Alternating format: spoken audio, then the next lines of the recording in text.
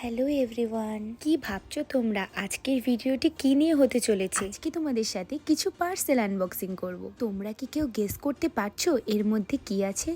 দাঁড়াও একটু পরেই তোমরা জানতে পারবে এর মধ্যে কি আছে। এই পার্সেলটি আমার এসেছে ফ্লিপকার্ট থেকে, দেখে তো তোমরা বুঝেই গেছো। এখানে তো তোমরা দেখতেই পারছো প্রথম পার্সেলটিতে কিছু মেকআপের প্রোডাক্ট আছে।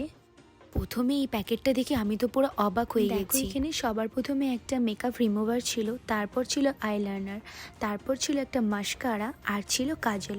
দেখো গাইস, এখানে আর একটা পার্সেল। আর এর মধ্যে কি আছে তোমরা কি কেউ গেস করতে পারছো?